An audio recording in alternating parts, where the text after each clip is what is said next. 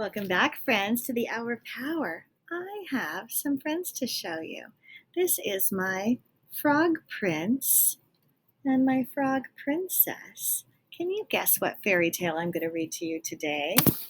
If you guess that I'm going to read you The Frog Prince, you're absolutely right.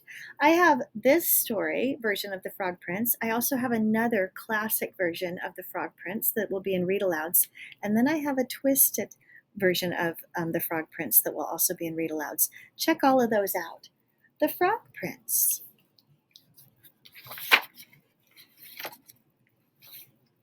One summer evening. Oh, that's a little bit different than Once Upon a Time. One summer evening, a princess went down to the woods, playing with her golden ball. She threw it in the air and caught it. She threw it higher and caught it again. She threw it higher and higher until she dropped it, and it rolled and fell into a deep, dark pond. The princess looked into the water, but she could not see the bottom, and she could not see the ball. She began to cry because the ball was her favorite toy.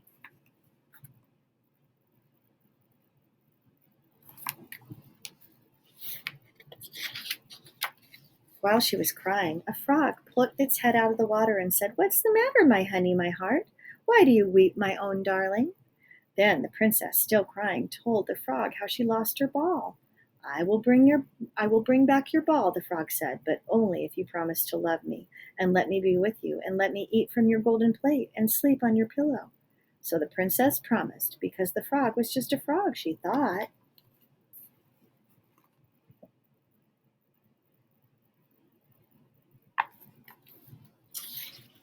The frog put its head down and dived under the water, and after a while came back up again with the ball and threw it on the ground. The princess ran home with the ball as fast as she could, and she never thanked the frog or listened when it called after her, "Stop, princess, remember what you promised."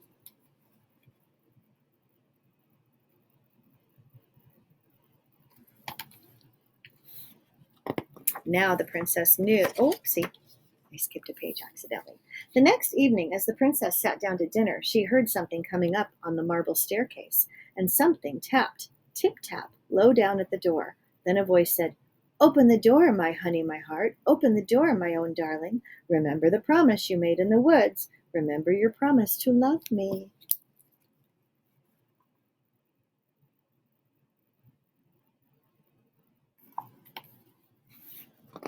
Now the princess knew what was at the door, and she told the queen about the frog and what it had made her promise. "You must always keep your promises," the queen said. "Open the door." So the princess opened the door, and the frog hopped into the room, and the princess was terribly frightened. The frog hopped close to the table, and it looked up at the princess with its great round eyes and said, "Lift me to your knee, my honey, my heart. Lift me to your knee, my own darling.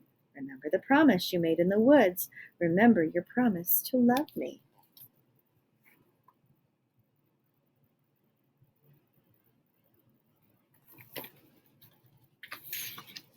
Well, the princess did not like the idea of that at all, because the frog was wet and a frog. But the queen told her again that promises must be kept, so she lifted the frog onto her lap, and though she went to sit by the fire, soon she felt as cold and miserable as can be. For some time the princess and the frog sat like that, and the frog never said a word. But at last it spoke again. "Let me eat from your plate, my honey, my heart. Let me eat from your plate, my own darling. Remember the promise you made in the woods. Remember your promise to love me." So now, because promises are made to be kept, the princess carried the frog to the table and fed it from her golden plate with a little spoon until the frog would eat no more.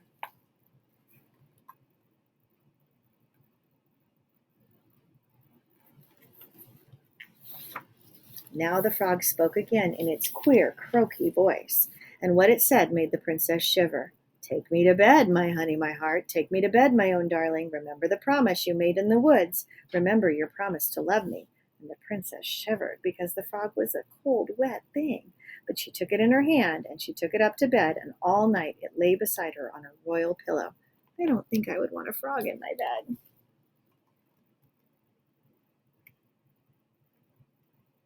But she made a promise. When dawn was beginning to break, the princess woke up, and the frog was still on her pillow. It stayed there for a while, but never said a word. Then it jumped up, hopped down the stairs, and left the palace. It has gone, thought the princess. I shall be troubled no more by the cold, wet thing. But she was wrong.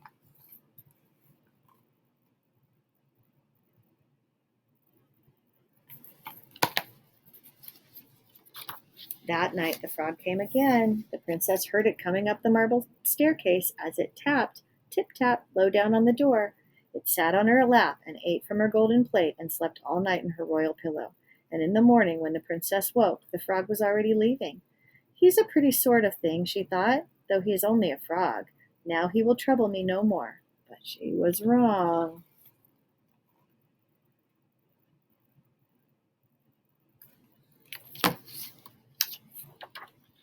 The third night the frog came as before, and everything happened as before, and for the third time the frog slept beside the princess all night long. And when the princess woke in the morning, she found herself sad and lonely because the frog had already gone. She thought, "Where is my frog, my honey, my heart? Where is my frog, my own darling?"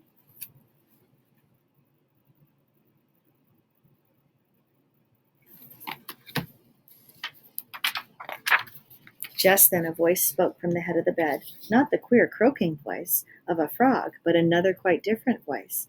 "Here I am, my honey, my heart. Here I am, my own darling." And the princess saw, as soon as she looked, that the frog had become a prince, and that the frog and the prince were the same, and she loved him. In the time, the prince explained to the princess how he had been enchanted by a wicked witch, and how the princess had broken the spell. She had loved the prince as a frog, and 3 times, yes, 3 times, she had allowed the frog to sleep in her bed with her.